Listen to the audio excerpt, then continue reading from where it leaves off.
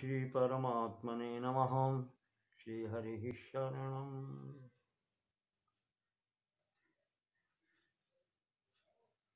वेदांतार्थ प्रकाशेन जगदान्धनिवारकान् सर्वाचार्याग्रगण्यान् वन्दे शंकर दैशिकान्। परवाक्यरसाभिज्ञान सज्जनान् ब्रह्मवित्तमान् निन्दासूयादिरहितान् प्रणमामि महत्तमान्। मार्गं ते सम्प्रवक्ष्यामि विद्यारण्यप्रकाशितं सम्यक् नाहं विजानामि यथा मति वदामि ते।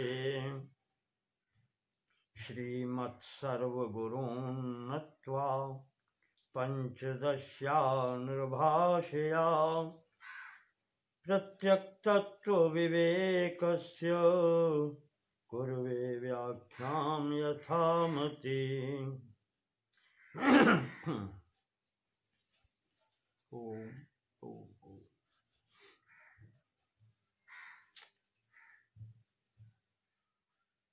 पंचदशी के प्रथम प्रकरण के अंतर्गत कल प्रारंभिक बात जो चल रही थी उसमें विद्यारण्य जी ने पहले आत्मा की ज्ञान रूपता सिद्ध की, नित्यता सिद्ध की और स्वयं से स्वयं के प्रेम के संबंध में परमानंदता या परानंदता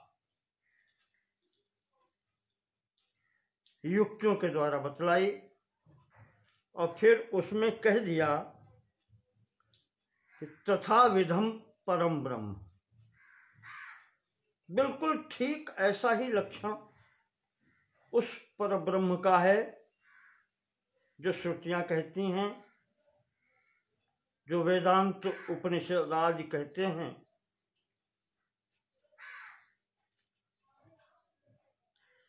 पर यहां पर एक शंका उत्पन्न की थी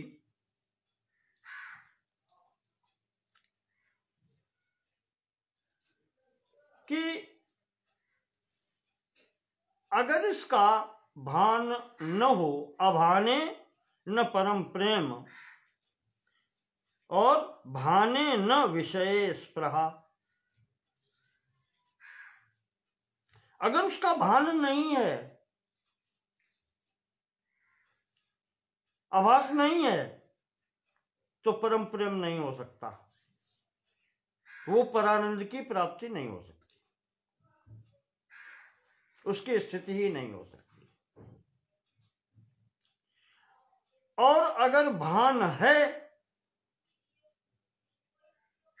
तो फिर कुछ रहना ही नहीं चाहिए। न विषय स्पृहा, किसी भी विषय की जब कामना ही नहीं रहेगी तो उसका रहना और ना रहना किस स्थिति का है।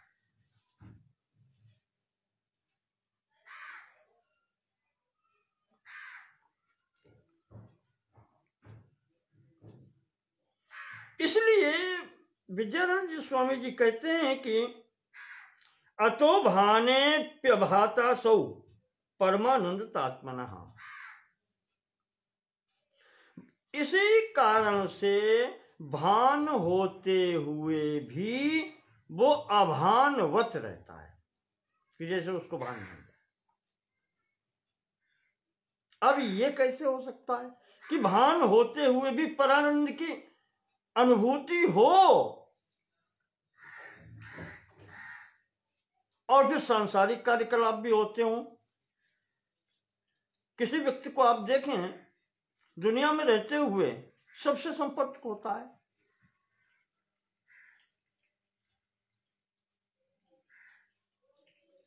अन्य से भी प्रेम होता है, पशु पक्षी कीट पतंगा या दूसरे व्यक्ति से भी होता है। तो कहते हैं ये सूचित करता है कि वो बटा हुआ है, परानंद की अनुभूति तो वो होती है जब फिर किसी से मतलब ही नहीं रह जाता। कैसी परमानंदता है जो भान होते हुए भी अभान जैसा दिखता है।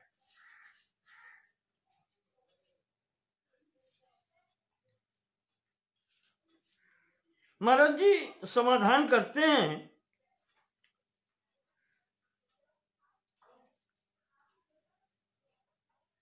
कहते हैं कि जैसे एक उदाहरण लेते हैं, अध्येत्र वर्ग मध्यस्थ पुत्राध्ययन शब्दवत्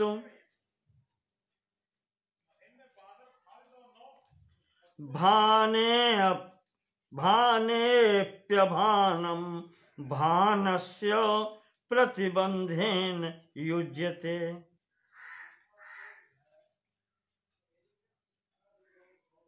कहते हैं कि अध्येत्र वर्ग मध्यस्थ पुत्राध्ययन शब्दवत्, जैसे एक कक्षा लगी हुई है, उसके में और भी विद्यार्थी हैं और तुम्हारा पुत्र भी मान लीजिए उसमें बैठा है, साथ में ही पढ़ रहा है। सब विद्यार्थियों का स्वर एक में निकल रहा है, तो जो बाहर तुम बैठे हो और तुम्हारा पुत्र भी उस कक्षा में सम्मिलित है,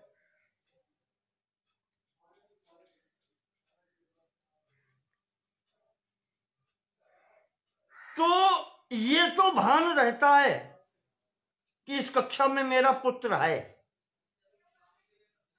रहता है, पर ये शब्द उसका है, ये आवाज उसकी है, ये तो भान नहीं होता। जहां सामूहिक वेद पाठ की कर लें, मंत्र पाठ की कर लें बात,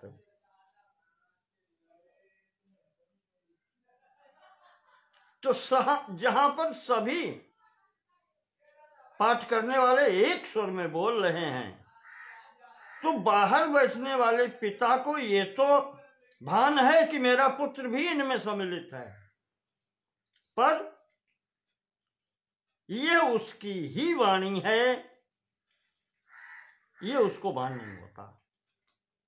भाने अपि अभानम, भान होते हुए भी अभान है उसका, ये कहने का मतलब था पीछे जो अभाता लिखा है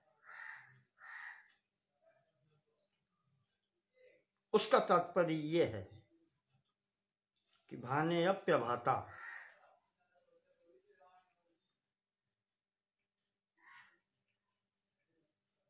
अभान उसको होता है, अभान नहीं वो कह सकता, विशेष करके उसको ये प्रतीति नहीं होती है, विशेष करके उसको ये ज्ञान नहीं होता है कि ये वाणी या ये जो आवाज है वो मेरे पुत्र की है।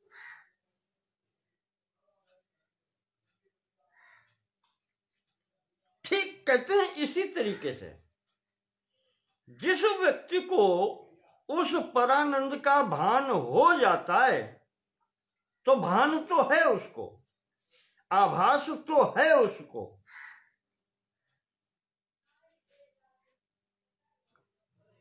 पर वो अभानवत रहता है।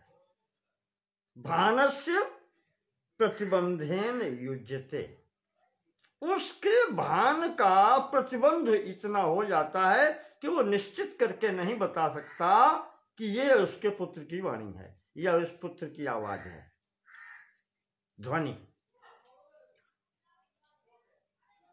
बिल्कुल ठीक इसी प्रकार से जिसको परानंद का, उस परमानंद का भान हो जाता है, फिर भी वो अभान की स्थिति में इस प्रकार से रहता है कि वो यह नहीं बतला सकता कि यह परमानंद है।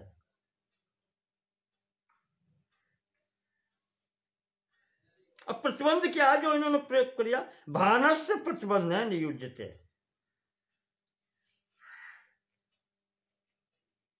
भान का भी प्रतिबिंब कहना चाहिए कि प्रतिबंध ऐसा जान पड़ता है।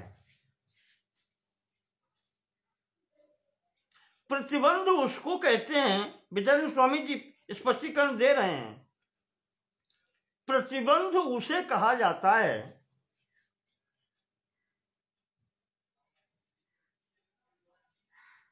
जहां पर प्रतिबंधोस्ति भातीति व्यवहारार्ह वस्तुनि तम निरस्य विरुद्धस्य तस्योत्पादनमुच्यते।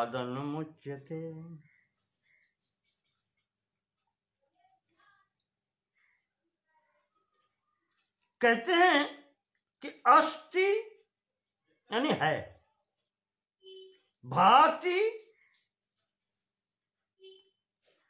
भासता है,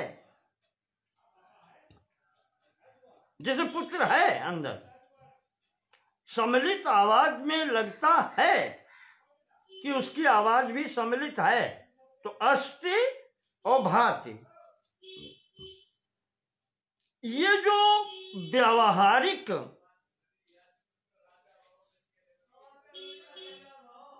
प्रतीति है, ये व्यावहारिक कहने का मतलब जिसको हम बतला सकते हैं, कह सकते हैं, ये व्यवहारिकता है। अस्ति है या भासता है, ये व्यक्त करने की स्थिति है, हम व्यक्त कर सकते हैं।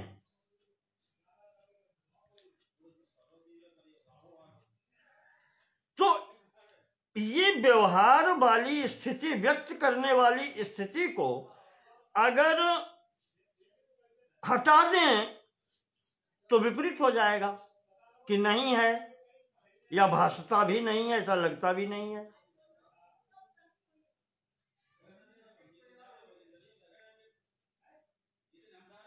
तो ये मिथ्या हो जाएगा।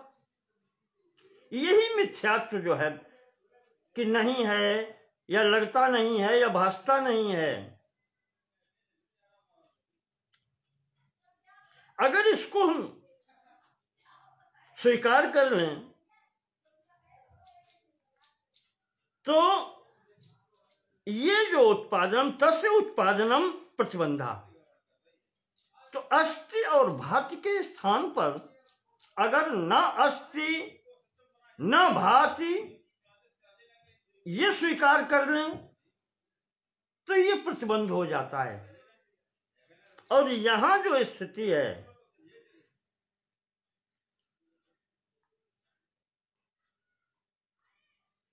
अस्ति भी और भाति भी, पुत्र अंदर है भी, आभासित भी हो रहा है, सबकी आवाज है तो उसकी भी आवाज है इसमें सम्मिलित। तो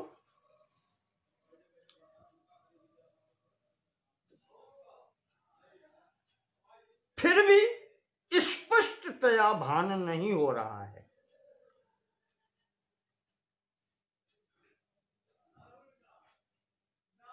इसी को आभान कहते हैं। वो यहां पर प्रतिबंधात्मक नहीं है। तस्य उत्पादनम प्रतिबंधा उच्यते। ये जो न अस्ति और न भाति की बात करें, अगर अस्ति और भाति दोनों का निरस्तीकरण कर दें तो जो व्यवहारिकता उत्पन्न होती है वो प्रतिबंध कहलाती है, पर वो यहां नहीं है।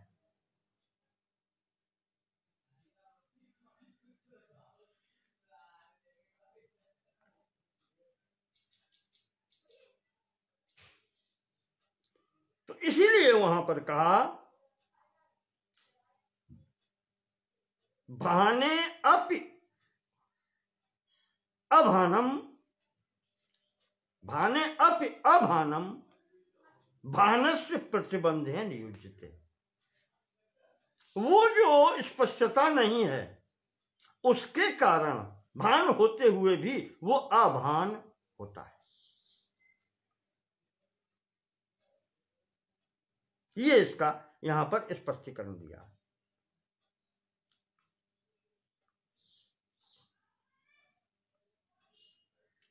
तस्य हेतु समानाभिहारः पुत्र ध्वनि श्रुतौ इहानादि रविद्यैव व्यामोहैक निबंधनम।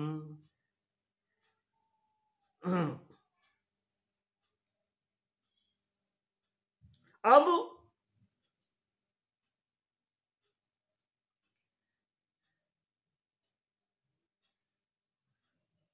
पुत्र ध्वनि श्रुतौ तस्य हेतु समानाभिहारः।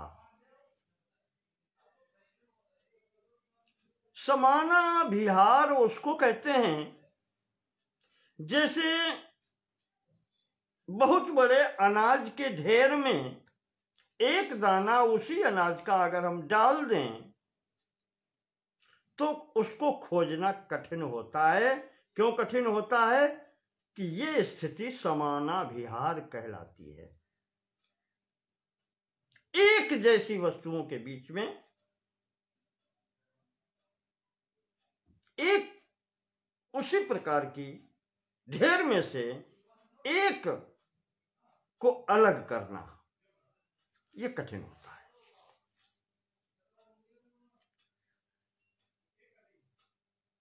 तो पुत्र ध्वनि श्रुतौ तस्य हेतु समानाभिहारः। जो पुत्र की ध्वनि बहुत लोगों के साथ में मिल रही है उससे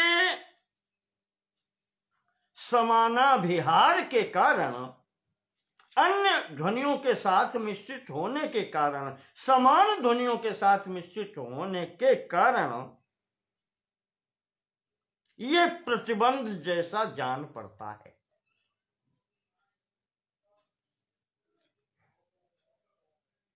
यह व्यामोहिक निबंधनम अनादि ही अविद्या है।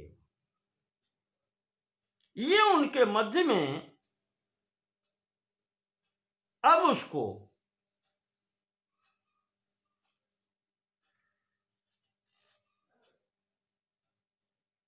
ये जो कारण है समानाभिहार के कारण वो ध्वनि अलग से स्पष्ट नहीं हो पा रही है।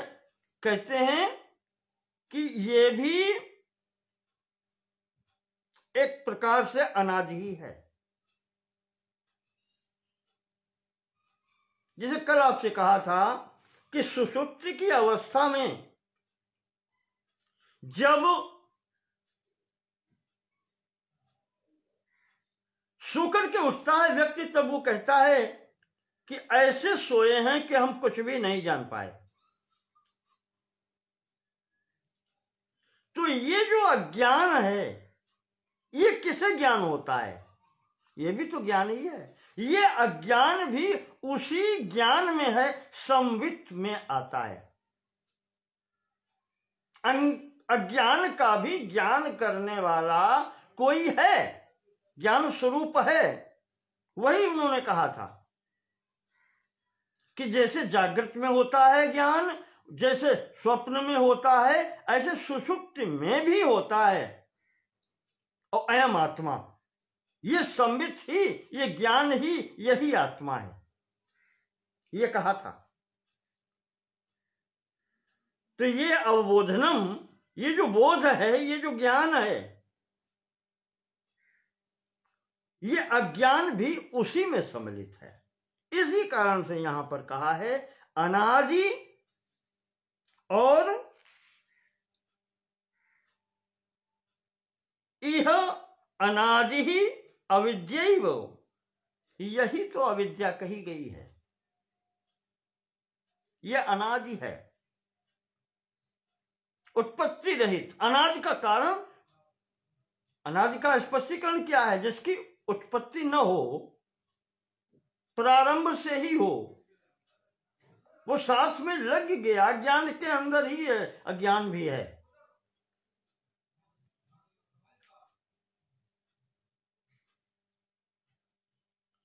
अंधकार का तात्पर्य प्रकाश का अभाव नहीं है।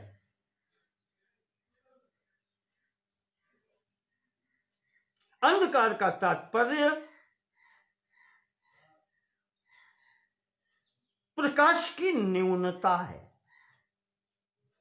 इतना न्यून प्रकाश है कि अंधकारा अंधकार वक्त, आप यूं कर लें इसको।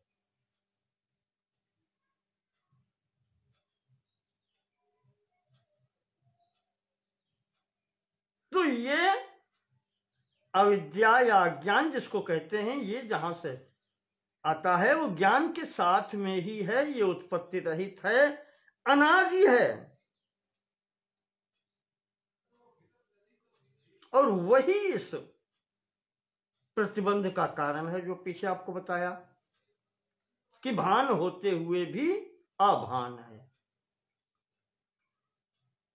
पुत्र है अंदर सभी वेद पाठियों के साथ में, सभी विद्यार्थियों के साथ में एक जैसी आवाज में बोल रहा है, पर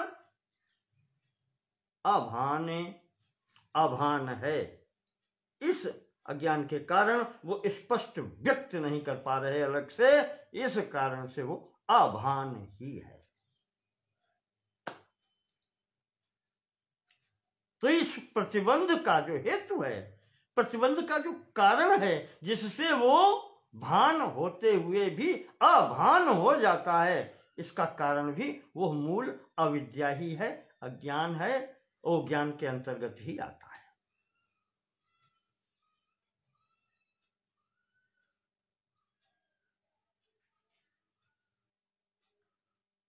अब ऐसा है क्यों? प्रतिबंध क्यों लगता है? या ज्ञान के अंतर्गत अज्ञान है भी, जिसको कुल मिलाकर के अविद्या कहते हैं, इसकी स्थिति क्या है? पूज्य विद्यारण्य स्वामी जी कहते हैं, चिदानंदमय ब्रह्म प्रतिबिंब समन्विता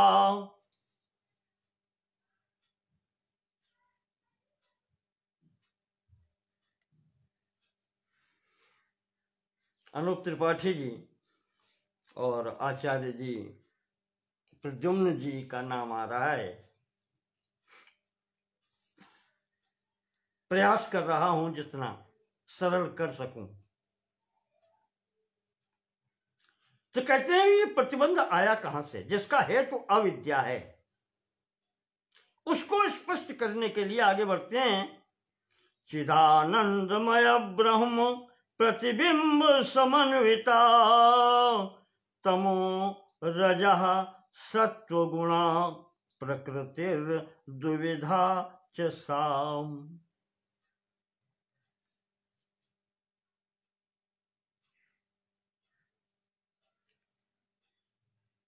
कहते हैं स्वामी जी, चिदानंदमय ब्रह्म प्रतिबिंब समन्विता,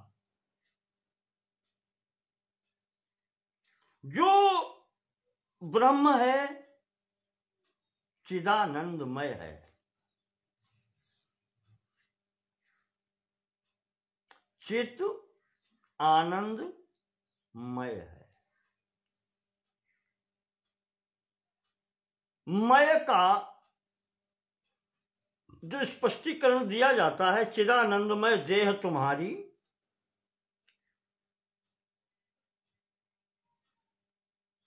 वो मय शब्द जो यहां पर प्रत्यय प्रयोग करते हैं वो मयट प्रत्यय है। मयट प्रत्यय वहां लगता है जहां पर उस पदार्थ की, उस वस्तु की प्रचुरता होती है।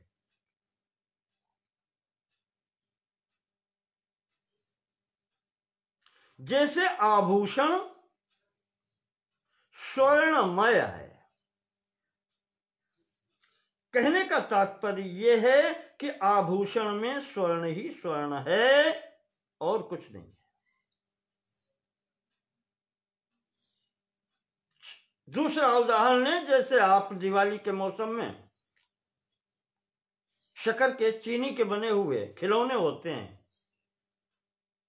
वो एक उदाहरण, अच्छा उदाहरण है कि उसमें चीनी ही चीनी है, शर्करामय, शक्कर से युक्त है, यानी उसमें शक्कर ही है, दूसरी कोई वस्तु नहीं।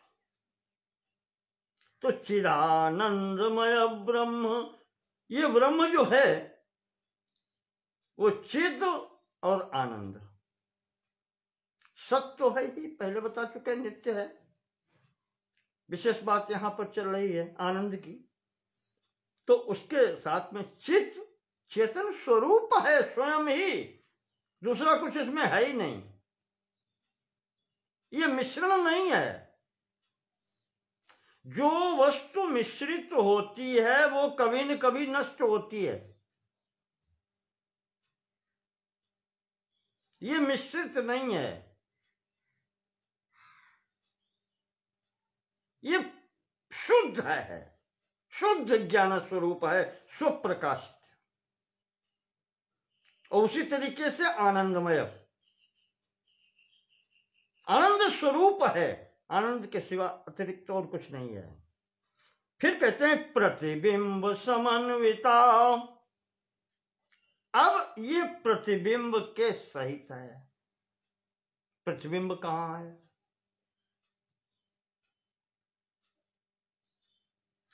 उसके लिए बताते हैं कि तमो रजः सत्व गुणा प्रकृति ही, जो प्रकृति है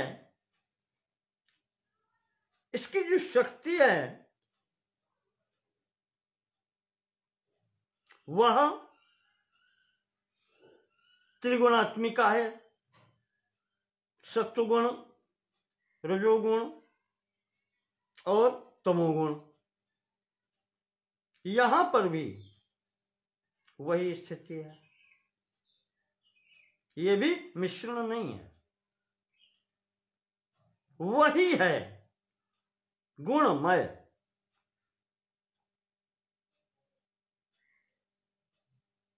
तीनों गुणों से युक्त होती रहती है। प्रकृति ही इसको कहते हैं, प्रकृति द्विविधा च सा। स्वामी जी कहते हैं ये दो प्रकार की है, च और लगाया है साथ में, इसका तात्पर्य यह है कि और भी हो सकती है, यहां पर हम दो को ही ले रहे हैं।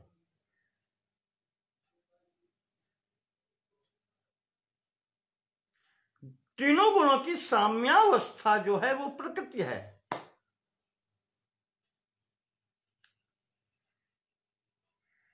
और कहते हैं ये प्रकृति दो प्रकार की है।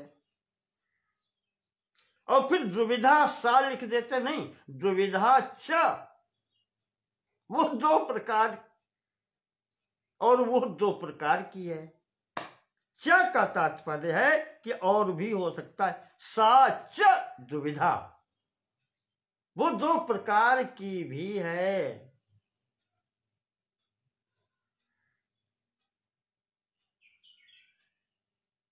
क्या है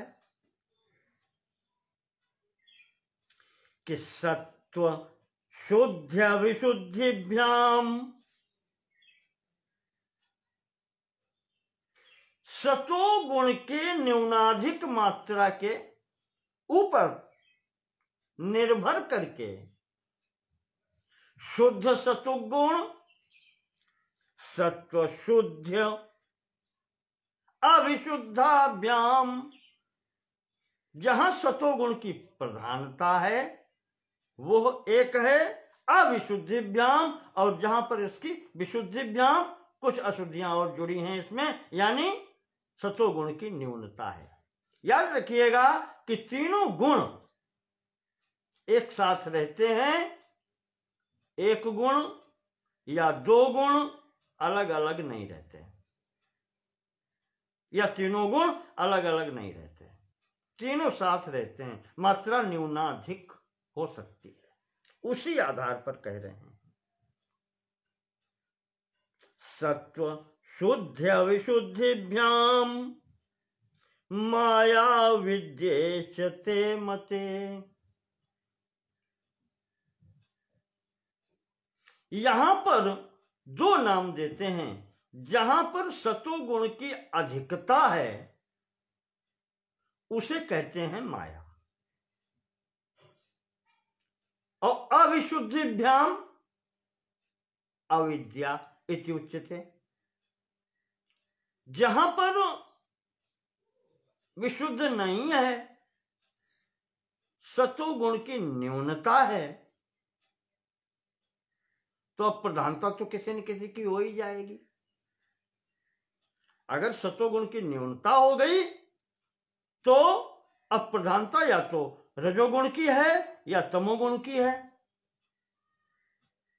ऐसी स्थिति में जहां पर सतोगुण में शुद्धता कम हो जाती है, रजोगुण की और तमोगुण की प्रधानता हो जाती है, उस स्थिति में इसी प्रकृति को अविद्या कहते हैं। सत्व शुद्ध अविशुद्धिभ्याम माया विद्येचते मते।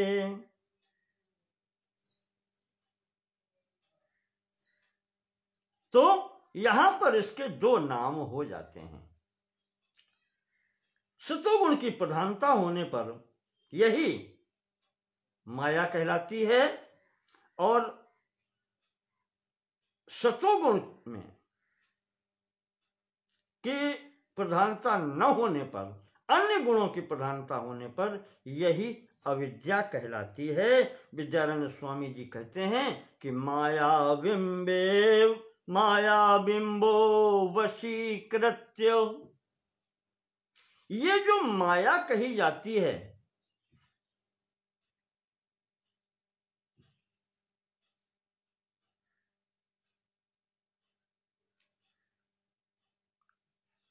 उसमें जो प्रतिबिंब होता है वशीकृत, माया में जो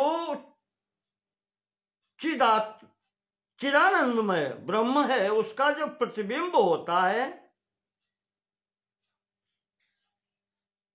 वो क्योंकि शुद्ध सतोगुणी प्रकृति है, माया है, वो उसके वश में रहती है। अच्छे स्वभाव का शिष्य गुरु के वश में रहता है, और वहीं पर जब उसका स्वभाव बिगड़ जाता है, शुद्ध स्वभाव नहीं रह जाता है, तो वो अपने गुणों के प्रभाव में आ जाता है। यही यहां पर अंतर है। आप ध्यान देके समझेंगे कि शुद्ध सतोगुणी जब माया है तो यह उस जो प्रतिबिंब है वो उसमें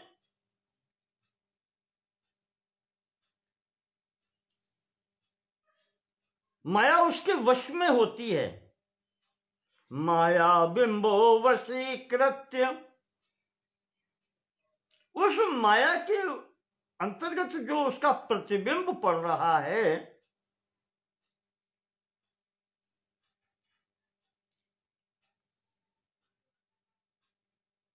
माया उसके वश में रहती है।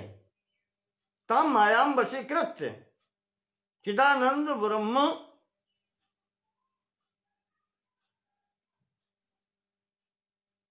तस्य प्रतिबिंब,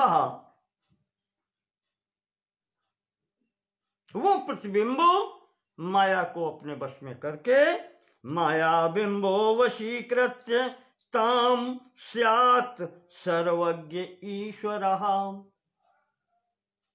वो जो स्थिति होती है, इस प्रकार से जो माया को अपने वश में करके चिदानंदमय परब्रह्म की का प्रतिबिंब है, वो ईश्वर कहा जाता है।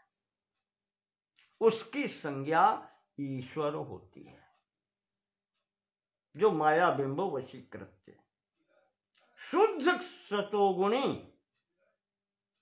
माया को स्वीकृति देकर के उसे अपने वश में रखता है। वो प्रतिबिंबित, उसमें जो प्रतिबिंब चिदानंद ब्रह्म की होती है, वो ईश्वर कहलाती है।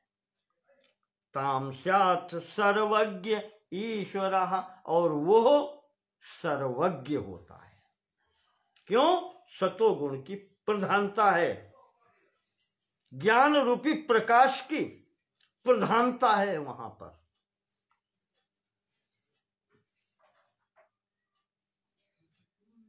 यहां पर इस चिदानंद में ब्रह्म के जो प्रतिबिंब है उस प्रकृति में,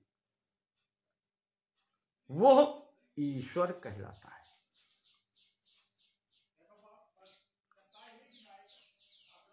ठीक इसके दूसरा भाग अब ध्यान दें, जहां पर प्रकृति अविशुद्धाभ्याम प्रकृति,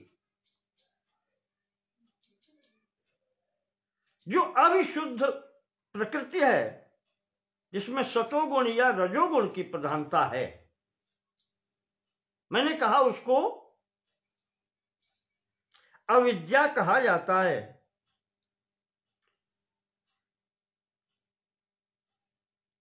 तो जहां पर इन दोनों गुणों की अधिकता हो जाती है, वो प्रतिबिंब इनके वश में हो जाता है। जैसे अपना प्रतिबिंब आप देखें शीशे में, दर्पण में आप देखें,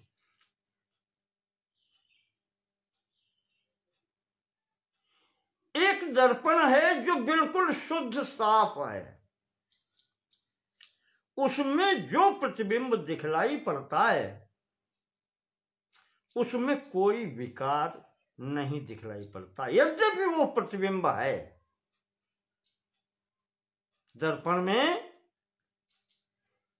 तो वहां पर वो दर्पण जो है वो उस प्रतिबिंब के आश्रित है। वो प्रतिबिंब जो जो भी करेगा दर्पण उसमें सहयोग ही करता है, उसको बिगाड़ता नहीं है। तो इस प्रकार से वो दर्पण उस प्रतिबिंब का आश्रित है या वश में है। वहीं दूसरी ओर अगर वो दर्पण मलिन है, धूल धूसरित है, प्रतिबिंब उसमें हल्का सा दिखाई पड़ता है,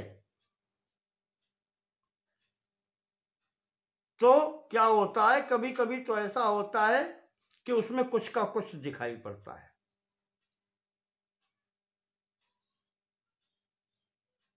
ऐसे भी शीशे देखे होंगे जिनमें आपका रूप विकृत दिखाई पड़ता है, देखा है? पास खड़े होकर देखो तो चेहरा लंबा और इस तरीके से विकृतियां दिखाई पड़ती हैं। किसका? अब वो दर्पण शुद्ध नहीं है, या तो मलिन है या उसमें ही दोष है, वो शुद्ध सतोगुणी नहीं है, बिल्कुल निर्मल नहीं है। अब वो मल हमें दिखलाई पड़ता है या नहीं दिखलाई पड़ता है, वो दूसरी स्थिति है। धूल जमी हुई है तो तमोगुण प्रधान है, और उस दर्पण में ही विकार है, वो इस प्रकार से बना हुआ है, उत्तल, समतल और अवतल 3 प्रकार के होते हैं। उसमें किसी प्रकार से अगर है अंतर तो आपका वो विकृत दिखाई पड़ता है, यानी प्रतिबिंब अब उस दर्पण के अधीन हो गया। और धूल धूसरित है तो उसमें कहो दिखाई पड़े, कहो दिखाई ही न पड़े, वो रजोगुण प्रधान तमोगुण प्रधाना की स्थिति हो गई। इस प्रकार से यहां पर जो बताया गया है, तो वो अविद्या, अब देखो यहां पर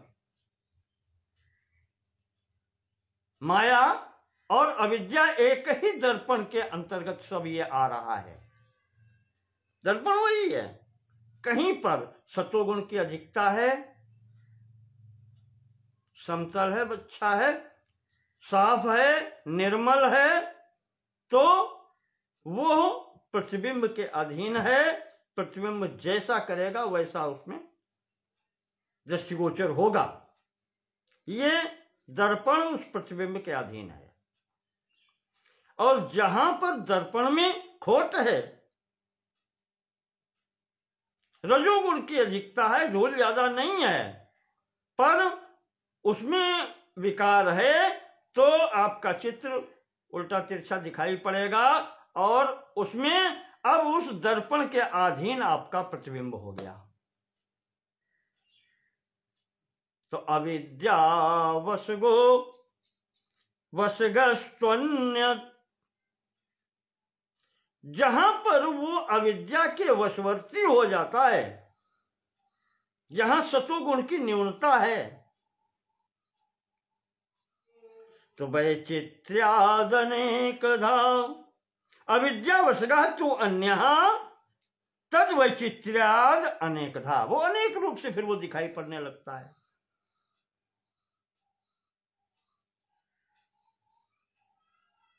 ऐसे भी दर्पण हैं जो एक ही दर्पण में आप खड़े होंगे और उसमें अलग अलग कई चित्र आपके दिखाई पड़ने लगे होंगे।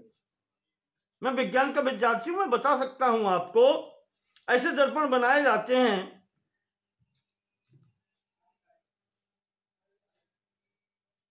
थोड़ी देर के लिए आप समतल दर्पण जो साफ है, निर्दोष है, उसमें देखेंगे तो आपका चित्र ऐसा का ऐसा ही दिखाई पड़ेगा। और वहीं पर उसके आधे हिस्से में अगर छोटे छोटे गोले करके अवतल दर्पण जैसे, उत्तल दर्पण जैसे, उत्तल उभरे हुए उत्तल दर्पण जैसे अलग अलग गोले बना दिए जाएं, उसके ही दर्पण के ही, तो आप ये देखेंगे कि जितने वो उभरे हुए उसमें दिखाई पड़ते हैं बिंदु, उसमें आपका एक एक प्रतिबिंब अलग अलग दिखाई पड़ेगा। उस जितने वो उसमें होंगे, यही अविद्या है ना। वो जो जहां पर न्यूनता अधिकता होती जाती है, रजोगुण की अधिकता है, तो वहां पर आपको अनेक धा दिखाई पड़ेंगे, वो अनेक रूप में दिखाई पड़ते हैं। वैचित्र्याद अनेकधा। और अगर अवतल दर्पण के तरीके से बना दें, बीच में गढ़ा, आसपास उभरा हुआ, बीच में गड्ढा जैसा, तो आप देखेंगे प्रतिबिंब फिर उल्टा बनने लगता है। आप अपना चेहरा देखेंगे तो आपको उल्टा दिखाई पड़ेगा, बाल नीचे और ये दाढ़ी ऊपर, उल्टा प्रतिबिंब दिखता है। उभरा हुआ, रजोगुण की अधिकता, और बीच में दबा हुआ गड्ढे के जैसा, वो तमोगुण की अधिकता। या धूल मिट्टी से, तो कभी कभी नहीं भी दिखता है, धूल मिट्टी से हटा हुआ है, ये उसमें विकृतियां होती हैं। ये अविद्या वशगः, ये जो अविद्या है, ये जो अज्ञान है, उसके कारण होता है। ये अब वो दर्पण चूंकि त्रिगुणात्मिका प्रकृति है, वो तो वैसे ही रहेगी। अब उसमें ये प्रतिबिंब इस प्रकार से अलग अलग भी हो जाते हैं, अनेकधा भी हैं, और वो चिदानंदमय जो है परब्रह्म, उसका प्रतिबिंब उन दर्पण के आश्रित भी हो जाता है। तो अविद्यावशगः अन्यत्, तो ये अन्य भाग, ये जो है उसका अविद्यावशगः, अविद्या के वश में है। और ये जो है सा कारण शरीरम स्यात् प्राज्ञस्तत्राभिमानवान।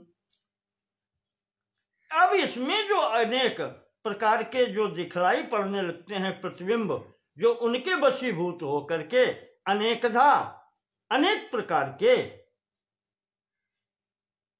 यही कारण शरीर हैं। विद्यारण्य स्वामी जी कहते हैं कि कारण शरीर ऐसे बनते हैं। ये त्रिगुणात्मिका प्रकृति का प्रभाव है, जिसके दो स्थितियां हैं आवरण और विक्षेप। तो जहां पर सत्वगुण की न्यूनता हो गई, रजोगुण की तमोगुण की अधिकता हो गई, वहां पर आवरण शक्ति। अब देखो चिदानंद में परब्रह्म एक है, पर यहां पर अब अनेकधा चित्र हो गए और वो उसके वश में हैं। यही जीवों के कारण शरीर हैं और यही जीव कहे।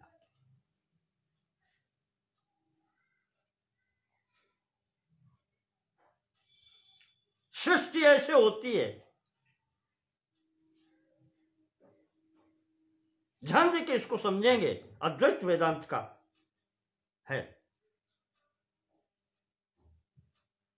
चिदानंद में ब्रह्म है, उसकी ही शक्ति है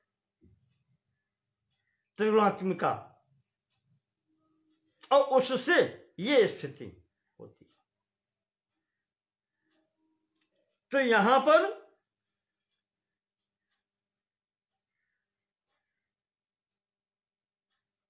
जो सतोगुण प्रधाना है, उसके कारण वो उस प्रतिबिंब के वश में होकर के चिदानंदमय ब्रह्म का जो प्रतिबिंब है, वो उस माया को सतोगुण प्रधाना जो है प्रकृति, जो माया कही जाती है, उसको वश में करके उसकी संज्ञा ईश्वर होती है। और यही जब सत्व से अविशुद्धिभ्याम, जहां पर सत्वगुण की न्यूनता हो जाती है, विशुद्ध नहीं होती है, अर्थात रजोगुण प्रधाना तमोगुण प्रधाना हो जाती है, तो यह अनेकधा अनेक रूपों में भाषित होने लगती है। और वो अनेक रूप ही यह अविद्या के वश में होते हैं। जैसी वो नचाती है वैसे ये प्रतिबिंब नाचते हैं, और ये जीव का यही कारण शरीर है। तो स्वामी जी ने बताया कि इस प्रकार से एकधा और अनेकधा की स्थिति होती है। अंश सभी उसी परब्रह्म के, प्रतिबिंब सभी उसी परब्रह्म के एक के हैं। शुद्ध सच्चित आनंदमय ब्रह्म के स्वरूप हैं, प्रतिबिंब हैं। और इन कारण शरीरों को ही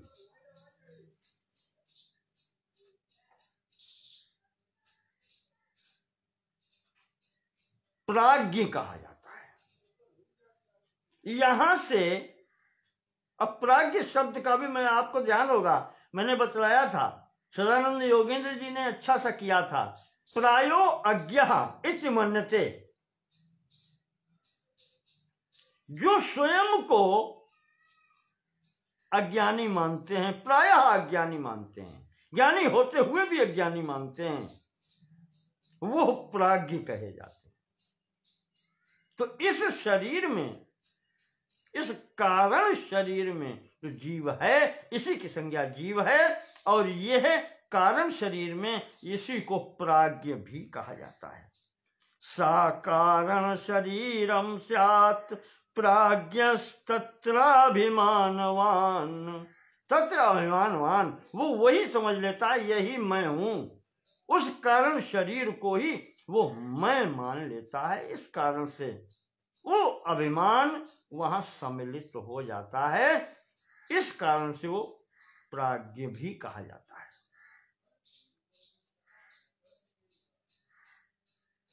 तो सारांश क्या हुआ कि ये जो प्राज्ञ है, ये जो शरीर कारण शरीर है, यह शुद्ध सच्चिदानंदमय ब्रह्म का प्रतिबिंब है।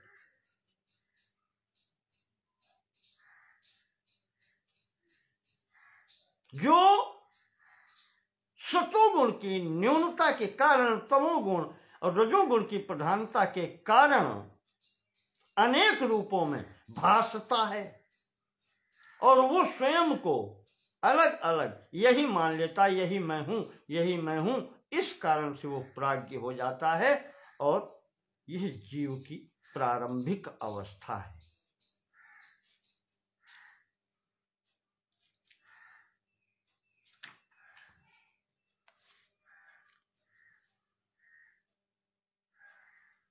इसी को आगे बढ़ाते हैं। तमः प्रधान प्रकृते तद भोगाय येश्वराज्ञया वियत पवन तेजोम्बु भुवो भूतानि जगिरे। विशिष्ट रूप से कारण शरीर में जो है वो रजोगुण की प्रधानता दिखलाई है आपको। यहां पर मुख्य कार्य रजोगुण का बतलाया पीछे प्राज्ञ कारण शरीर में। तो शुद्ध सत्वगुण वाली स्थिति दिखाई कि वो उस प्रतिबिंब के वश में होकर के वो प्रतिबिंब ही चिदानंदमय वो ईश्वर कहलाता है। और इधर ये रजो प्रधाना जो है ये तरह तरह के उस दर्पण के आश्रित हो जाता है। जहां रजो प्रधानिका है तो वो अनेक भेद होकर के वो स्वयं को ही वो समझने लगते हैं। तो ये कारण शरीरों की उत्पत्ति स्थल है, यहाँ से कारण शरीर बनता है और इसी जीव को यहाँ पर प्राज्ञ कहा जाता है। अब आती है तीसरी स्थिति, तमः प्रधाना, जहां पर तमोगुण की प्रधानता होती है। अब जीव तो वही है, अनेकता वाला यहां भी है, क्योंकि दो ही भाग किए थे, शुद्ध सत्वगुणी यहां पर है, सत्वगुण की शुद्धता यानी सत्वगुण प्रधान, वहां स्थिति वो ईश्वरत्व की है। और जहां पर शेष दोनों की स्थिति प्रधानता है रजोगुण तमोगुण की, वो जीव की स्थिति है और वो अविद्या के वश में होती है। यहां पर एक बता दिया, अब तमोगुण वो रजो जो अविद्या वाला बताया उसके भी दो भाग करते हैं, कहते हैं ये भी दो भाग का है। तो जहां पर रजोगुण की प्रधानता है वो कारण शरीर की उत्पत्ति होती है। और अब तमोगुण, तमः प्रधान प्रकृते, जहां प्रकृति के तमोगुण की प्रधानता होती है तो तद भोगाय ईश्वराज्ञया,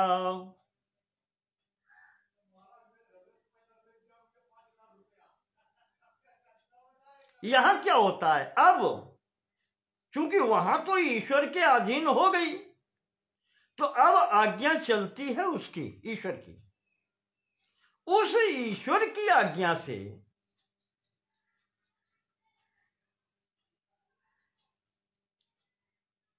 जो कारण शरीर प्राप्त हुआ अविद्या के वशीभूत होकर के, उसके भोग के लिए अब सामग्री चाहिए, विषय चाहिए। तो कहते हैं कि जहां तमः प्रधान है उससे वियत पवन तेजो अम्ब भुवा भूतानि जगिरे, इन सूक्ष्म भूतों की उत्पत्ति होती है। वियत मतलब आकाश, पवन यानी वायु, तेज अग्नि, अंबु यानी जल, और फिर भुवो पृथ्वी। आकाश, वायु, अग्नि, जल और पृथ्वी, इन पांच सूक्ष्म भूतों की उस तमो प्रधाना के कारण यह उत्पत्ति उस कारण शरीर वाले प्राज्ञ के लिए ये ईश्वराज्ञया भूतानि एतानि भूतानि जगिरे उत्पन्न होते हैं या प्रकट हुए। सृष्टि क्रम देखिएगा, ये हो रहा है, सृष्टि ऐसे होती है।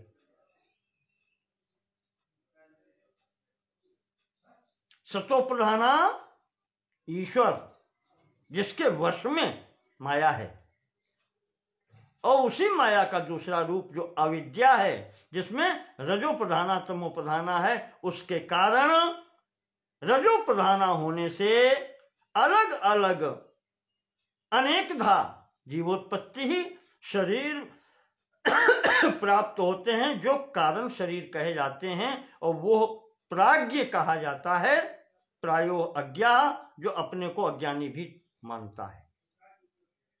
उसकी वहां से स्थिति बनती है, और फिर तमो प्रधाना से यहां पर इसकी भोग के लिए जो प्रायः अज्ञा है, उसके लिए सूक्ष्म विषय उत्पन्न होते हैं,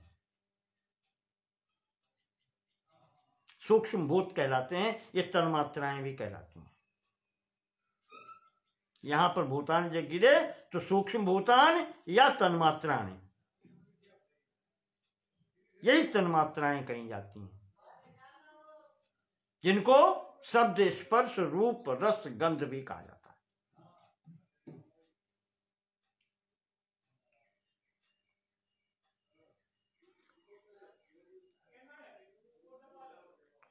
अब ये जब सूक्ष्म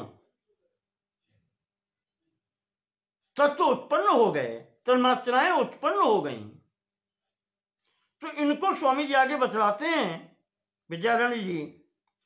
अब इनमें भी तो मैंने कहा कि तीनों गुण अलग अलग नहीं रहते, कम ज्यादा हो सकते हैं, न्यून अधिक मात्रा में हो सकते हैं, पर जहां पर रजोगुण प्रधाना कहा है तो वहां पर वो तमोगुण प्रधाना कहा है, तो वहां पर इनमें भी तो सत्वगुण लेस मात्र भी अगर है तो होगा, रजोगुण भी है, केवल तमोगुण नहीं है। ऐसा नहीं कह सकते कि केवल तमोगुण है, नहीं, तमोगुण प्रधाना, सत्व का भी इसमें अंश है और रज का भी इसमें अंश है, रजोगुण का भी अंश है, त्रिगुणात्मिका अभी भी है। त्रिगुणात्मिका वहां भी है जब वो ईश्वर के वश में होती है, त्रिगुणात्मिका वहां भी है रजो प्रधाना जब वो जीव को अपने वश में करती है, अलग अलग अनेकधा होकर के, प्रतिबिंब अनेकधा होकर के उसके वश में होते हैं। त्रिगुणात्मिका वहां भी है पर रजोगुण प्रधान है।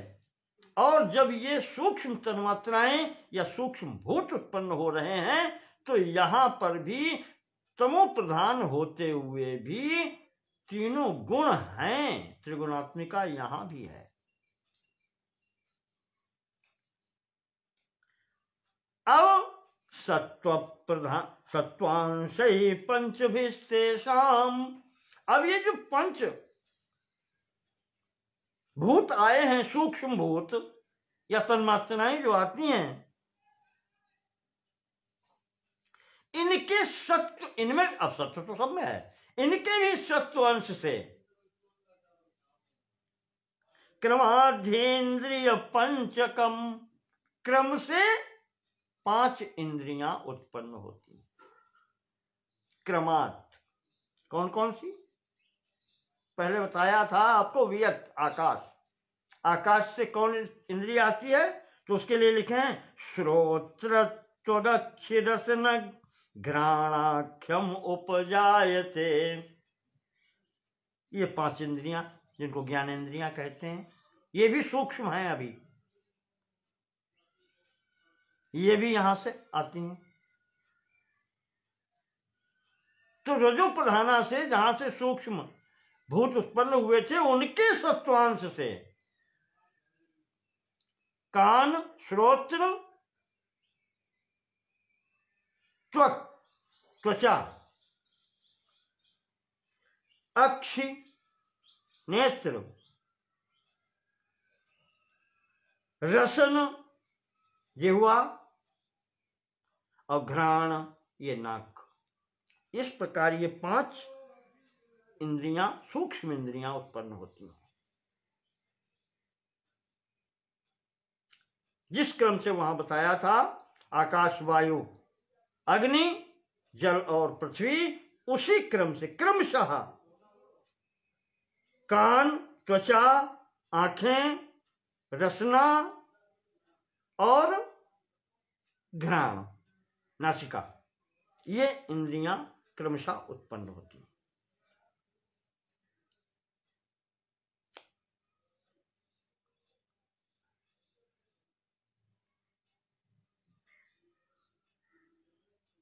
ये 5 ज्ञानेंद्रियां उत्पन्न हो गई।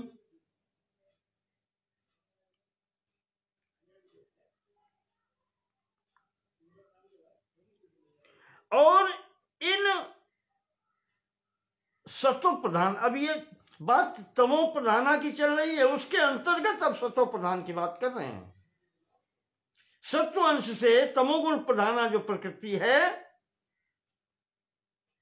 जिसमें भोग के लिए सब सूक्ष्म विषय, तन्मात्राएं आगे उत्पत्ति हो रही है, तो यहां पर सत्वांश से इंद्रियां और इसी सत्वांश से ही तैरंतःकरणं सर्वैर वृत्ति भेदेन तद्विधा,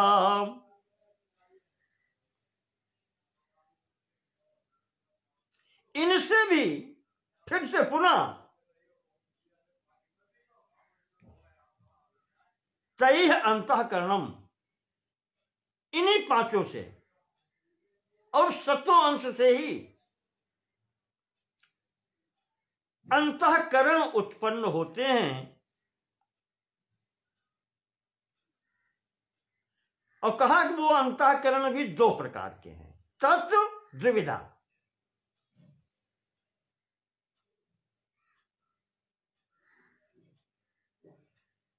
कौन कौन से? मनो विमर्श रूपम स्याद, एक कहलाता है मन, विमर्श रूपम स्याद, विमर्श करने वाला, संकल्प विकल्प करने वाला।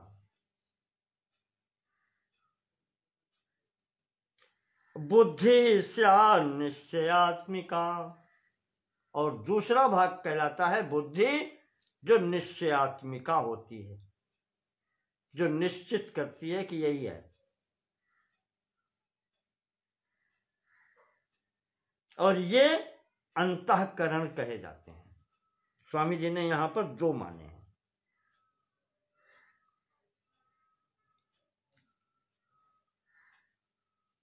आपने देखा होगा अधिकतर वेदांत ग्रंथों में मन, बुद्धि, चित्त, अहंकार,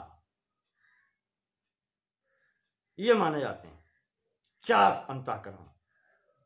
पर मैंने शायद आपको उसमें बताया था वेदांत सार में, वहां पर बात आई थी कि मन को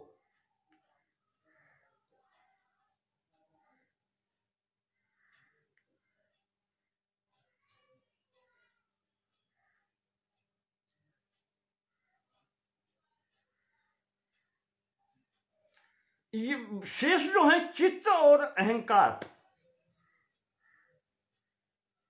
ये दोनों इन्हीं दोनों में अंतर्हित किए गए थे।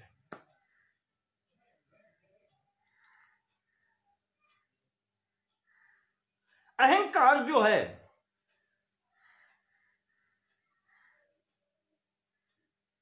वो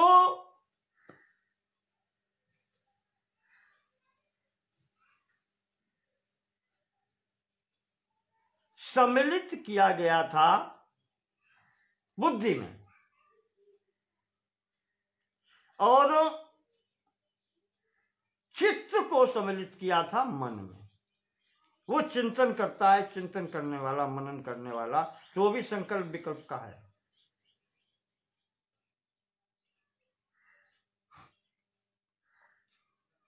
ध्यान से उतर रहा है? हाँ, नहीं, कहीं पर ये अहंकार को सम्मिलित किया है मन के अंतर्गत, क्योंकि यह भी तो संकल्प ही है कि मैं हूं। ठीक है। और चिंतन मनन रूपी जो चित्त है इसको बुद्धि में सम्मिलित किया गया था। ये निश्चित करता है कि नहीं ऐसा ही है।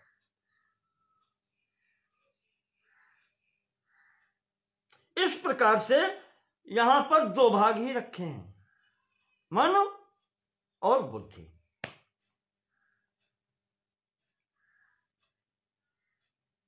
तो ये सतोगुण, अब ये तमोगुण प्रधाना अविद्या में उसके सत्वांश से 5 ज्ञानेंद्रियां हो गईं और ये अंतःकरण 2 भाग हो गए, मन और बुद्धि। अब इस अविद्या में, तमो प्रधाना अविद्या में ही उसके रजोंश ही, इसका जो रजो अंश है, रजो इसमें भी जो भाग है रजो प्रधान, उससे क्या होता है, पंचभिस्तेषाम, उन्हीं 5 में से क्रमात् कर्मेंद्रियाणि तु, क्रम से, उसी क्रम से जो आपको कहा था, शब्द स्पर्श रूप रस गंध, या सूक्ष्म भूत की बात करें तो आकाश वायु अग्नि जल और तेज, जल और पृथ्वी, उसी क्रम से क्रमशः क्या क्या होते हैं, वाक् पाद पायुपस्थाभिधानानि जगिरे, वाणी, पैर, पायु जिसको आप गुदा कहते हैं, मलद्वार, उपस्थ, उपसमीपे अग्रे स्थिता जननांग, उपस्थ जननांग,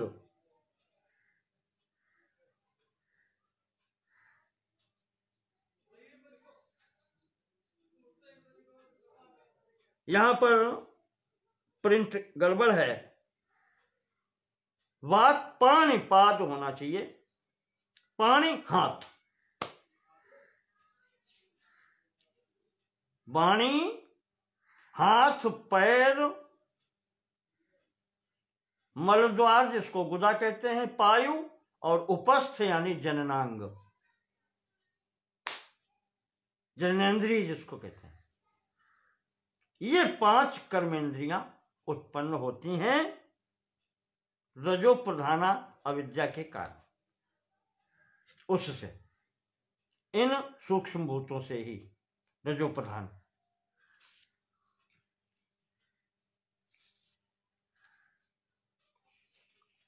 तो तय सर्वै सहितै प्राणो, विद्यानंद स्वामी जी कहते हैं अब पुनः तै सर्वै सहितै प्राणो वृत्ति भेदात् स पंचधाम, प्राणोपानः समानश्चोदानव्यानौ च ते पुनः। और उन जो 5 भूत बताए हैं सूक्ष्म भूत, पहले आकाश वायु अग्नि जल और पृथ्वी, उन्हीं 5 के रजो अंश से, जो उनमें रजो अंश है उससे मिलकर के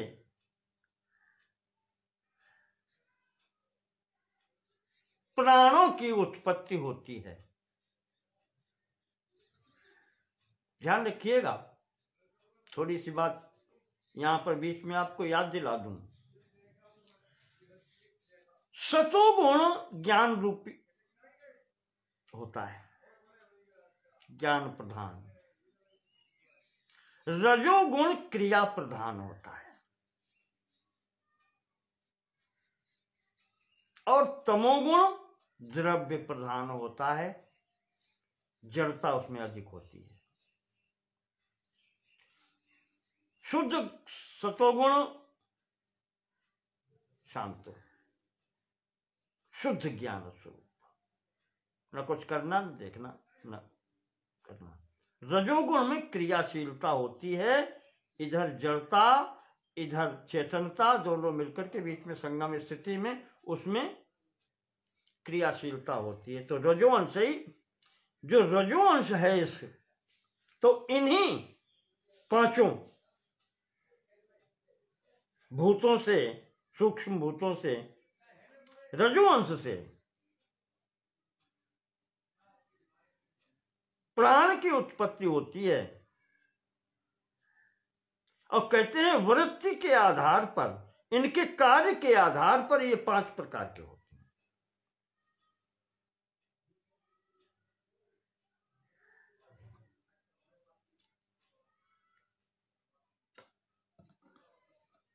क्या नाम है इनके?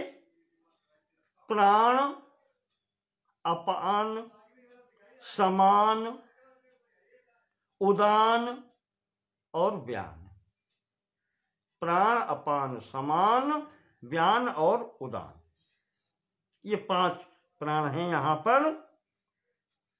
ये 5 नामों से विख्यात है और अपने अलग अलग कार्य हैं। इन कारणों से इसका ये अलग अलग नाम होता है।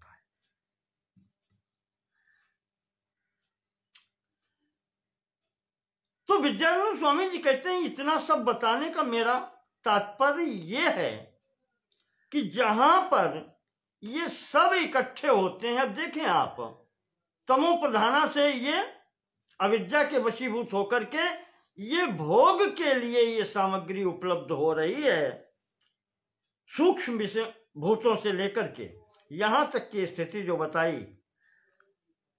5 ज्ञानेंद्रिय, 5 कर्मेंद्रिय, 2 अंतःकरण और 5 प्राण। कितने हुए? 5, 5, 10, 2, 12 और 5, 17। ये 17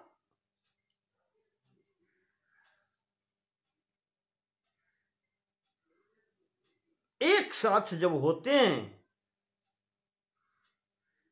ये 17 तत्व कहे जाते हैं।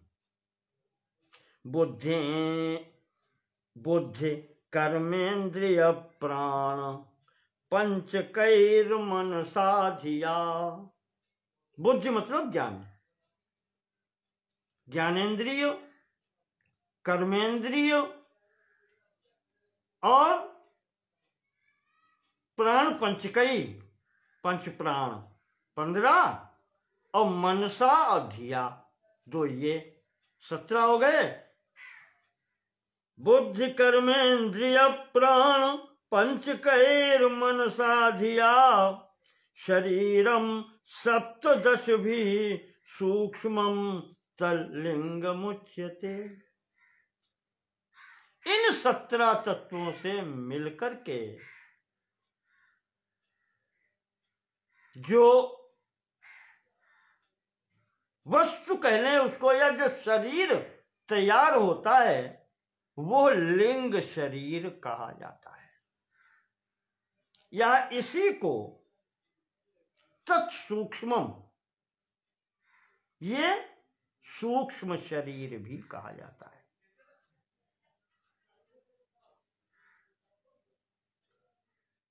सत्रह तत्वों से मिलकर के ये सूक्ष्म शरीर बनता है, और कहीं कहीं इसी को लिंग शरीर भी कहा जाता है। ये दूसरी सीढ़ी है। कारण शरीर आपको बता दिया, केवल चिदानंदमय ब्रह्म का प्रतिबिंब, वो प्रतिबिंब जो सतोगुण की न्यूनता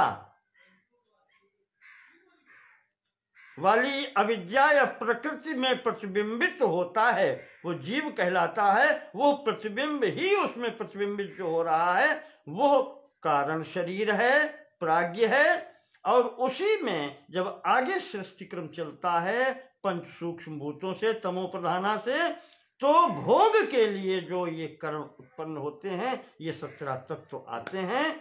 ज्ञानेंद्रिय, जो अंतःकरण, ये सतो प्रधान से हो गए। रजो प्रधान से ये हो गए आपके 5 प्राण,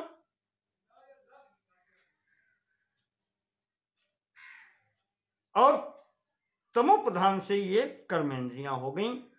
इस प्रकार से ये 17 तत्वों से मिलकर के जो शरीर बनता है ये सूक्ष्म शरीर कहा जाता है और इसी को लिंग शरीर भी कहा जाता है। प्राज्ञस्तत्राभिमानेन तेजसत्वं प्रपद्यते हिरण्यगर्भतामीशः तयोर्व्यष्टि समष्टिता। यही शरीर प्राज्ञिक शरीर मिलने के बाद में जब ये शरीर संयुक्त हो जाता है कारण शरीर के साथ में, ये 17 तत्वों से मिलकर के जब वो सूक्ष्म शरीर तैयार होता है तो उसमें तेज की प्रधानता के कारण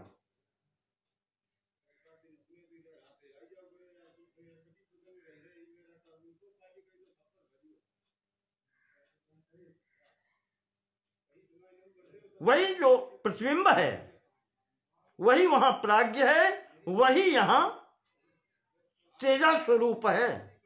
इस कारण से ये तेजस भी कहा जाता है। और चूंकि अनेकधा हो जाता है, वो अलग अलग मान लेता है कि मैं यही हूं, सत्वगुण की न्यूनता के कारण ये अनेकत्व दिखलाई पड़ने लगता है। तो इस कारण से ये यहां पर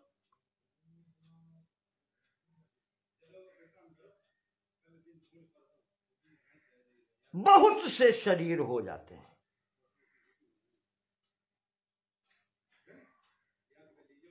अनेकधा जो प्राज्ञ में बतलाया था वही अनेकधा के कारण अब ये सबके लिए अलग अलग सूक्ष्म शरीर जब हो जाते हैं तो ये बहुत्व हो जाता है, जीव बहुत्वम।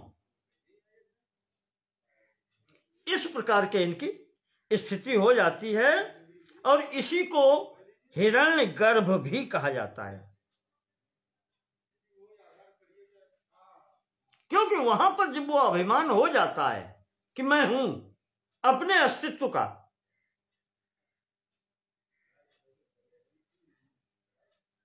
ये अभिमान वहीं से प्राज्ञ के पास से प्रायो अज्ञा इति मन्यते, जब वो अपने को प्राज्ञ अपने को अज्ञानी समझने लगता है कि वो अज्ञानता के कारण ही ये सब अलग अलग भासने लगते हैं और वो सब अपने को मैं हूं मैं हूं मैं हूं, इस अभिमान वश वो यहां पर ये स्थिति तेजस्वी कहलाती है और यही हिरण्य गर्भ भी कहलाता है। वैसे आपने देखा होगा हिरण्य गर्भ ब्रह्मा जी के लिए प्रयोग होता है, पर यहां सूक्ष्म शरीर के साथ में इस जीव की स्थिति ये हिरण्य गर्भ है। इसीलिए देवी भागवत में ब्रह्मा जी ने कहा है कि मैं भी, मेरा शरीर भी सूक्ष्म शरीर है। वहां उन्होंने स्वीकृति दी है कि नारद मैं भी इसी के अंतर सूक्ष्म के अंतर्गत ही आता हूं। प्राज्ञस्तत्राभिमानेन, वो प्राज्ञ उसी में अलग अलग अभिमान के कारण कि मैं यही हूं, तेजसत्वम प्रवर्तते, वो जो उसका तेज अलग अलग देखा जाता है इसलिए तेजस कहा जाता है। हिरण्य गर्भताम ईशः तयोर्व्यष्टि समस्थिता। इस प्रकार से वो जो समष्टि एकीकृत ब्रह्म है वो इन प्रतिबिंब के कारण वो ईश, सब पर शासन करने वाला, सबको वशीभूत रखने वाला, ये यहां पर व्यष्टि रूप से अलग अलग हो जाता है, विभाजित हो जाता है इतने रूपों में, जिसे आप वो कहते हैं एको हम बहुश्याम। ये स्थिति इस संकल्प से यहां से इस प्रकार से बनती है।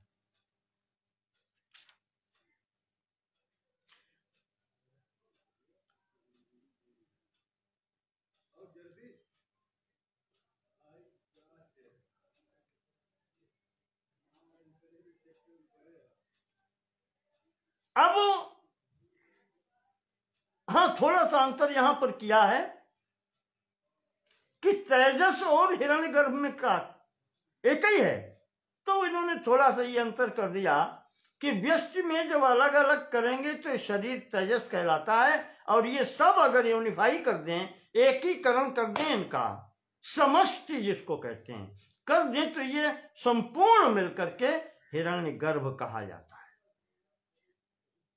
ब्रह्मा जी की जो स्थिति बताई वो हिरण्यगर्भ की स्थिति है, वो सब उनके अंतर्गत ही है। वो सृष्टि जो पौराणिक बताई जाती है, वो सृष्टि कैसे करते हैं, अपने से ही तो करते हैं। तो वो समष्टि रूप जो है वो हिरण्यगर्भ है। तो व्यष्टि रूप में ये तेजस जो लिंग शरीर है, सूक्ष्म शरीर है, अगर व्यष्टि रूप में अलग अलग मानता है तो वो तेजस कहा जाता है, और समष्टि रूप में एक ही मानने वाला जो है वो समष्टि रूप में वो हिरण्यगर्भ कहा जाता है। अंतर मात्र इतना है, तयो व्यष्टि समष्टिता, बस अंतर इतना है।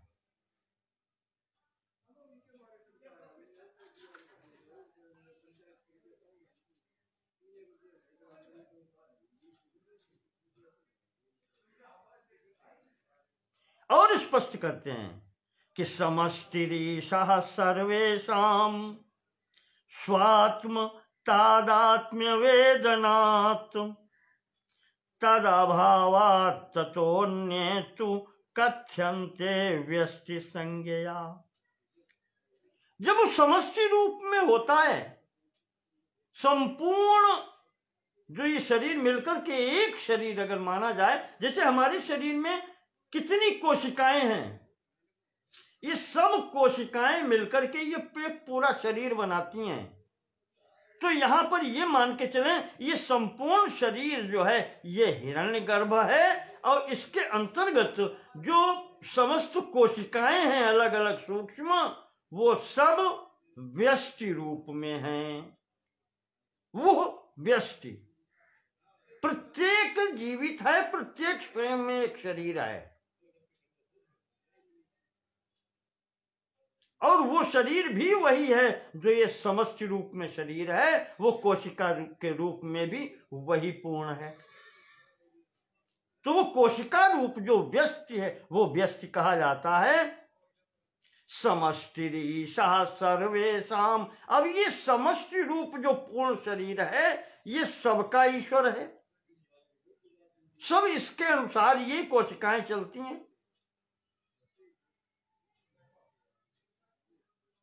हाथ अगर चलाएंगे तो जितनी भी कोशिकाएं हैं वो सब एक साथ चलती हैं। तो ये जो समष्टि रूप है, समष्टिरीशः सर्वेषां, उन सबका जितने भी शरीर सूक्ष्म शरीर हैं उनका ईश्वर रूप में जो समष्टि है, स्वात्म तादात्म्य वेदनात्, वो अपनी संपूर्णता को जानता है। स्व आत्म तादात्म्य, अपनी आत्मा की वो उसको जानता है, महिमा को, कि मैं सब में व्याप्त हूं, सब में मैं ही हूं, सब मिलाकर के मैं ही हूं। इस वेदनात्, इस जानकारी के कारण वो हिरण्यगर्भ कहा जाता है। वो संपूर्णता को एक में लेकर के होता है। तदभावात् ततोऽन्येतु, अब जिसको ये जानकारी नहीं, वही अज्ञान का प्रभाव है।